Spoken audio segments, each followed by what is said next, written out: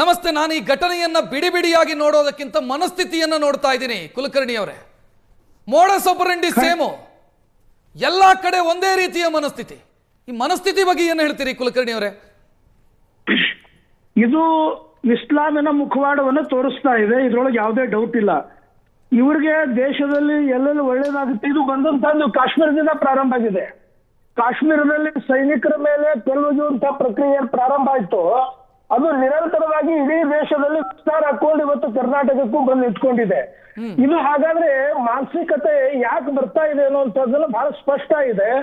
ಗಜ್ವಾಯಿ ಹಿಂದ್ ಮಾಡ್ಬೇಕು ಅನ್ನುವಂಥದ್ದೇನೋ ನಿಲುವಿದೆ. ಆ ಹಿನ್ನೆಲೆಯಲ್ಲಿ ಭಾರತದೊಳಗೆ ಇಸ್ಲಾಮಿಕ್ ರಾಷ್ಟ್ರ ಮಾಡ್ಬೇಕು ಅನ್ನುವಂಥದ್ದೇನು ಬೋಧನೆಗಳು ನಡೀತಾ ಇದೆ, ಅದು ಮದರ್ಸಾದಲ್ಲಿರ್ಬೋದು, ಮಸೀದಿಗಳಲ್ಲಿರ್ಬೋದು. ಅದರಿಂದ ಪ್ರೇರಣೆಯಾಗಿ ಇವತ್ತು ಸಣ್ಣ ಸಣ್ಣ ಮಕ್ಕಳು ಕಲ್ಲನ್ನು ಹಿಡ್ಕೊಂಡು ರಸ್ತೆಗೆ ಬರುವಂತ ಪರಿಸ್ಥಿತಿ ನಿರ್ಮಾಣ ಆಗಿದೆ. ಇದಕ್ಕೆ ಮೂಲ ಕಾರಣ ಮದರ್ಸಾಗಳು, ಮೌಲ್ವಿಗಳೇ. ಇದರೊಳಗೆ ಎರಡೇ ಮಾತೇ ಇಲ್ಲ. ಅವರು ಸರಿಯಾದಂತಹ ಶಿಕ್ಷಣವನ್ನ ಮಕ್ಕಳಿಗೆ ಕೊಡಲಾರದ ಪರಿಣಾಮವಾಗಿ ಅವರು ಅಲ್ಲಿ ಪ್ರೇರಣೆ ಕೊಡ್ತಾ ಇರೋದ್ರಿಂದ ಇವತ್ತು ಈ ರೀತಿಯಾದ ಘಟನಾವಳಿಗಳು ನಡೀತಾ ಇದೆ. ನಾವು ಬಹಳ ಒಂದು ವಿಚಿತ್ರ ಅಂಶ ಅಂತ ಹೇಳಿದ್ರೆ, ಎಲ್ಲಾ ಮಸೀದಿಗಳಲ್ಲಿ ಕಲ್ಲು ಹೇಗಿರುತ್ತೆ ಸ್ಟಾಕ್ ಅಂತ. ಯಾಕೆ ಮೌಲ್ಯ ಗೊತ್ತಿರಲ್ವಾ ಇಲ್ಲ ಕಲ್ಲು ಬಂದಿದೆ ಅಂತ? ಯಾವ್ದೊಂದು ಮಸೀದಿ ಇದೆ ಅದ್ರ ಅಧ್ಯಕ್ಷರಿಗೆ ಅದನ್ನ ಕಲ್ಯಾಣದಲ್ಲಿ ಇಟ್ಕೊಳ್ತಾ ಇದ್ದಾರೆ. ಇದ್ರ ಅರ್ಥ ಇದು ಅಟ್ಯಾಕ್ ಮಾಡ್ಲೇಬೇಕು, ಈ ರೀತಿಯಾದಂತ ಗಲಭೆಗಳನ್ನು ಸೃಷ್ಟಿ ಮಾಡ್ಲೇಬೇಕು ಅನ್ನುವಂತ ಒಂದು ಮಾನಸಿಕತೆ ಇಡೀ ದೇಶದಲ್ಲಿ ಅದು ಕಾಶ್ಮೀರದಿಂದ ಪ್ರಾರಂಭ ಆದಂತದ್ದು ಇವತ್ತು ಇಲ್ಲಿವರೆಗೂ ಬಂದು ಎತ್ಕೊಂಡಿದೆ. ಕುಲಕರ್ಣಿ ಅವರೇ, ಹಾಗೆ ರೀ, ನಾನು ಮಾತನಾಡಿಸ್ತೀನಿ. ಸಾದಿಕ್ ಪಾಷಾ ಅವರೇ, ನಾನು ಮೊನ್ನೆ ಒಂದೇ ಮಾತರಂ ಡಿಸ್ಕಷನ್ ಮಾಡ್ತಾ ಇದ್ದೆ, ನೀವೇ ಇದ್ರಿ. ಒಂದೇ ಮಾತರಮ್ಗೆ ನಮ್ಮ ಸಂವಿಧಾನ ಒಪ್ಪಲ್ಲ ಅಂತ ಹೇಳಿದ್ರಿ. ಸಂವಿಧಾನ ಒಪ್ಪಲ್ಲ, ಆರ್ಟಿಕಲ್ 25 ಅಂತೆಲ್ಲ ಹೇಳಿದ್ರಿ. ಸಂವಿಧಾನದಲ್ಲಿ ಮೆರವಣಿಗೆ ಕಲ್ಲೆಸಿಬೇಕು ಅಂತ ಹೇಳ್ತಾ ಇಲ್ಲ. ಮತ್ತೆ ನೋಡಿ ಸರ್, ಈಗ ಕಲ್ಲು ನೋಡಿ, ಅದು ಕಲ್ಲು ಮತ್ತು ಚಪ್ಪಲಿ ಹೊಡೆದಿದ್ದಾರಲ್ಲಿಂದ ಅದನ್ನು ಖಂಡಿಸ್ತೀವಿ ನಾವು. ತುಂಬ ತಪ್ಪು ಮಾಡಿರೋದು.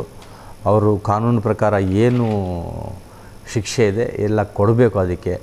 ಅದು ನೋಡಿ, ಅವ್ರು ಕಲ್ಲು ಹೊಡೆದ್ರಲ್ಲ, ಅವ್ರಿಗೆ ಹಿಡ್ಕೊಟ್ಟಿದ್ದು ಅಲ್ಲೇ ಮುಸಲ್ಮಾನರು ಒಳಗಡೆ ಇದ್ರಲ್ಲ, ನಮಾಜ್ ಮಾಡ್ತಾ ಇದ್ದಾರಲ್ಲ, ಅವರೇ ಹಿಡ್ಕೊಟ್ಟಿದ್ದು. ಅಲ್ಲಲ್ಲ, ಗುರ್ತು ಮಾಡಿ ಹೇಳಿದ್ದು ಪೊಲೀಸ್ಗೆ ಅವರೇ ಇಂಥ ವ್ಯಕ್ತಿ ಅಂತ. ಅವನೊಬ್ಬ ವಿಡಿಯೋ ನೋಡಿ ಅರೆಸ್ಟ್ ಆಗಿಲ್ಲ. ನೀವು ಕ್ರೆಡಿಟ್ ಅನ್ನು ಪೊಲೀಸರಿಗೆ ಕೊಡಿ. ಅಲ್ಲ ನೋಡಿ, ನೀವು ಅಲ್ಲಿ ಇದ್ದವರಿಗೆ ಕ್ರೆಡಿಟ್ ಕೊಡೋಕೆ ಹೋಗಬೇಡಿ. ಪೊಲೀಸರು ಅರೆಸ್ಟ್ ಮಾಡಿದ್ರೆ ಹಿಡ್ಕೊಟ್ರು ಇವರು ಅಂತ. ಅಲ್ಲ, ಗುರ್ತು ಮಾಡಿದ್ದು ಏನು ಸಾದಿಕ್ ಪಾಷಾ ಅವರೇ, ನಾವು ಕಿವಿಯಲ್ಲೆಲ್ಲ ಏನು ಹೂ ಇಟ್ಕೊಂಡು ಕೂತಿದ್ದೀವಿ. ಅಲ್ಲ ನೋಡಿ, ಈ ಹೂವು ಏನೇನು ಇಡ್ತೀರ ಇಟ್ಕೊಳ್ಳಿ, ಅದು ನನಗೆ ಬೇಡ. ನೋಡಿ ಏನಂದ್ರೆ, ಅಲ್ಲಿ ಒಳಗಡೆದು ಏನೋ ಅವ್ರು ಗುರ್ತು ಮಾಡಿಬಿಟ್ಟು ಇಬ್ಬರನ್ನು ಅವರು ಇದು ಮಾಡಿದ್ದು. ಅಲ್ಲಿ ಜನ ಹೇಳಿದ್ದು, ನಾನು ಜನಕ್ಕೆ ಮಾತಾಡಿದ್ದೀನಿ ಅಲ್ಲಿ.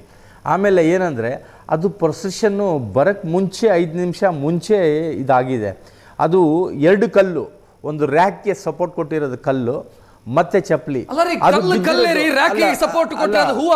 ಅದು ನೋಡಿ, ಅದು ಪೊಲೀಸ್ ಮೇಲೆ ಬಿದ್ದಿರೋದು. 2 ಕಲ್ಲೂ ಪೊಲೀಸ್ ಮೇಲೆ ಬಿದ್ದಿರೋದು.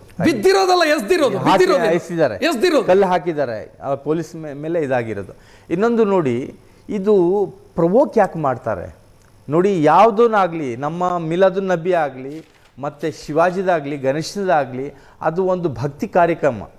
ಅದು ನೀವು ದೇವರಂತೀರ, ನಾವು ಒಂದು ನೋಡಿ, ನಿಮ್ಮ ಹತ್ರ ಪರ್ಮಿಷನ್ ಕೇಳ್ಕೊಂಡು ಮೆರವಣಿಗೆ ಮಾಡಬೇಕು, ಪೊಲೀಸರ ಹತ್ರ ಪರ್ಮಿಷನ್ ಕೇಳ್ಕೊಂಡು ಮೆರವಣಿಗೆ. ನಾವು ಈಗ ಗಲ್ಲಿನಲ್ಲಿ ಹೋಗ್ತಾ ಇರ್ತೀವಿ, ಒಂದು ದೇವಸ್ಥಾನ ಬಂದರೆ ಏನು ನಮ್ಮ ಮಾತು ಜೋರಾಗಿ ಮಾತಾಡ್ತಾ ಇದ್ರೆ ನಾವು ಒಂಥರ ನಾವು ಸೈಲೆಂಟ್ ಆಗಿಬಿಡ್ತೀವಿ. ಯಾಕೆ? ದೇವರು ಬೇರೆ ಹಿಂದೂ ಬಾಂಧವರದು ದೇವರು, ಅವ್ರಿಗೂ ರೆಸ್ಪೆಕ್ಟ್ ಕೊಡಬೇಕು. ಈಗ ಅದೇ ಥರ ಅವ್ರನಲ್ಲಿ ನೀವು ಬರಬೇಕು. ಮಸೀದಿ ಹತ್ರ ಬಂದು, ಯಾಕೆ ಮಸೀದಿನೇ ಸಿಕ್ಕದ ಬಂದು ಅಲ್ಲಿ ಬಂದು ಜೋರಾಗಿ ಹೊಡೆಯೋದು, ಅಲ್ಲಿ ಡ್ಯಾನ್ಸ್ ಮಾಡೋದು, ಪಟಾಕಿ ಹಚ್ಚೋದು, ಇದು ಮಸೀದಿ ಮೇಲೆ ದರ್ಗಾ ಮೇಲೆ ಲೈಟ್ ಹಾಕೋದು ಎಲ್ಲ ಏನು ನಡೀತಾ ಇರೋದು. ಇಲ್ಲಿ ಮೆರವಣಿಗೆ ಹೋಗ್ತಾ ಇಲ್ಲಿ ಹಾಕ್ಲಿಲ್ಲ ನಾನು, ಬೇರೆ ಬೇರೆ ಬೇರೆ ಅದೆಲ್ಲ ನೋಡಿ. ಎಲ್ಲ ಇದು ಸಮುದಾಯದಲ್ಲಿ ಈಗ ಪ್ರೊಸೆಷನ್ನಲ್ಲಿ ಕಿಡಿಗೇಡಿಗಳು ಎಷ್ಟೋ ಇರ್ತಾರೆ. ಈಗ ನಮ್ಮ ಮುಸಲ್ಮಾನರಲ್ಲೂ ಇದ್ದಾರೆ, ಇಲ್ಲ ಅಂತ ನಾವು ಲಾಜಿಕ್ ಅರ್ಥ ಆಗಲಿಲ್ಲ. ಪ್ರವೋಕ್ ಮಾಡಿದ್ರು ಅಂದ್ರೆ ಏನು, ರಸ್ತೆಯಲ್ಲಿ ಹೋಗಬಾರದು ಅಂತ? ಅಲ್ಲ ನೋಡಿ, ಯಾರಪ್ಪನ ಆಸ್ತಿ ರೀ ಅದು? ರಸ್ತೆ ಅಲ್ಲ ನೋಡಿ, ಎಲ್ಲ ನಮ್ಮಪ್ಪಂದು ಎಲ್ಲರ ಆಸ್ತಿ ಅದು ಅಲ್ಲ, ಬೇರೆ ಅವ್ರದ್ದಲ್ಲ. ನೋಡಿ ಇದು ಪ್ರವೋಕ್ ಮಾಡೋದು, ಡ್ಯಾನ್ಸ್ ಮಾಡೋದು, ಜೋರಾಗಿ ಅಲ್ಲಿ ಶಬ್ದ ಮಾಡೋದು. ಯಾರನ್ನ ಒಬ್ಬ ಇರ್ತಾನೆ, ತಲೆ ತಿರ್ಗ ಇರ್ತಾನೆ, ಅವನ ಎತ್ತು ಕಲ್ಲು ಹಾಕಿದಾನೆ.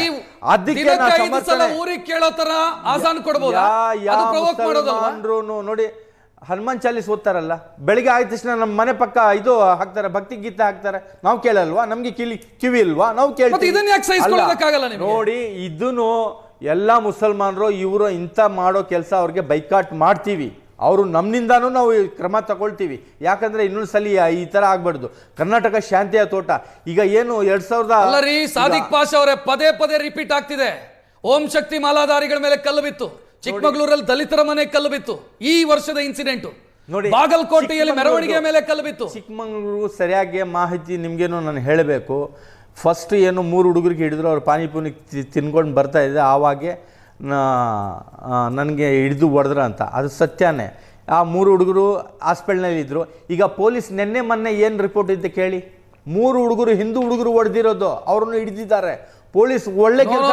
ಯಾರಿಗೆ ಹೊಡೆದ್ರು ಅವರನ್ನ ಅರೆಸ್ಟ್ ಮಾಡಿದ್ರೆ. ನೀವು ಎಲ್ಲಿಂದ ಎಲ್ಲಿಗೋ ಲಿಂಕ್ ಮಾಡಬೇಡಿ, ಎಲ್ಲಿಂದ ಎಲ್ಲಿಗೋ ಲಿಂಕ್ ಮಾಡಬೇಡಿ, ಕತೆ ಹೇಳೋದಕ್ಕೆ ಬರಬೇಡಿ ಸಾದಿಕ್ ಪಾಷಾ ಅವರೇ. ನಾನು ಅದಕ್ಕೆ ಹೇಳಿದೆ, ಯಾರು ಮೂರ್ಖರು ಕೂತಿಲ್ಲ ಇಲ್ಲಿ ಅಂತ ನಿಮ್ ಕತೆ ಹೇಳ್ಕೊಡೋದಕ್ಕೆ. ನೋಡಿ ಆಂಕರ್ ಸಾಬ್, ನೀವು ಸ್ವಲ್ಪ ದಯವಿಟ್ಟು ಅದ್ರ ಮೇಲೆ ಜ್ಞಾನ ಕೊಡಿ. ಯಾಕಂದ್ರೆ ಅದು ಒಂದು ತಪ್ಪು ಮಾಹಿತಿ ಬಂದ್ಬಿಟ್ಟಿತ್ತು. ಹುಡುಗರು ಮುಸಲ್ಮಾನ್ ಹುಡುಗರು ಒಳ್ಳಿಲ್ಲ. ಈಗ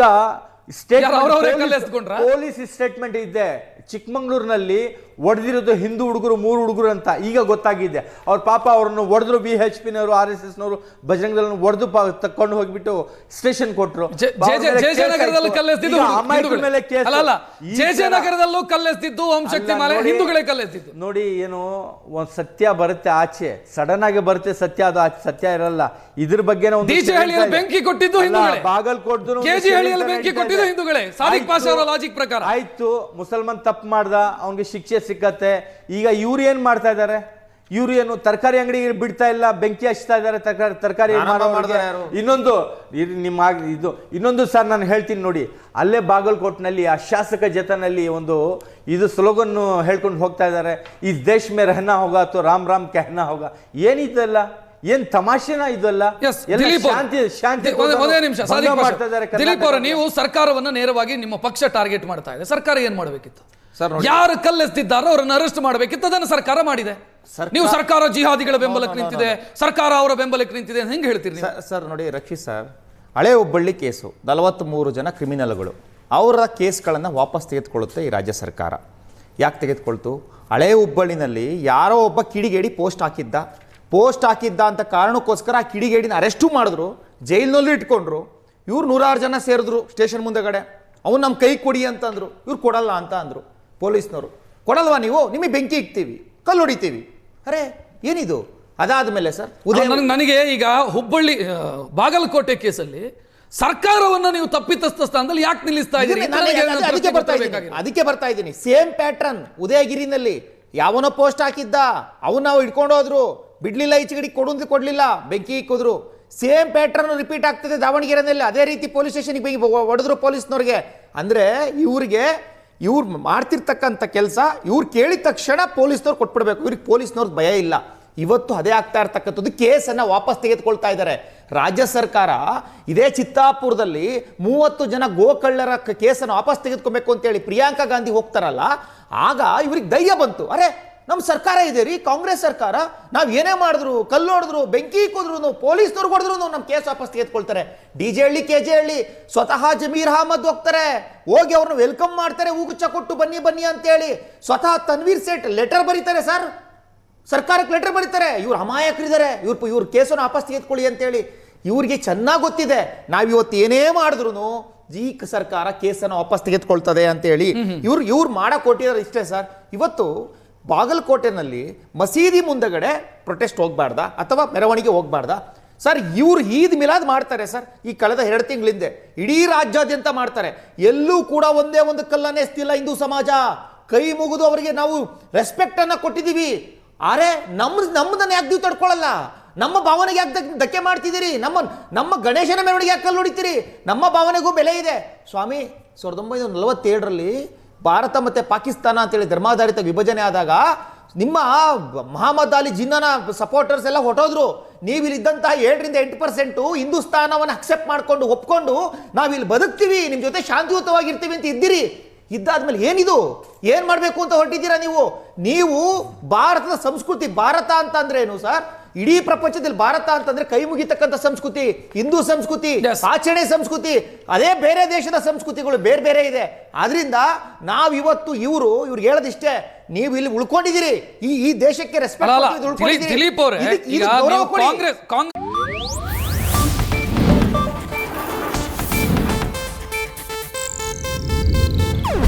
ಇದು ಏಷ್ಯಾನೆಟ್ ನ್ಯೂಸ್ ನೆಟ್ವರ್ಕ್ ಪ್ರಸ್ತುತಿ.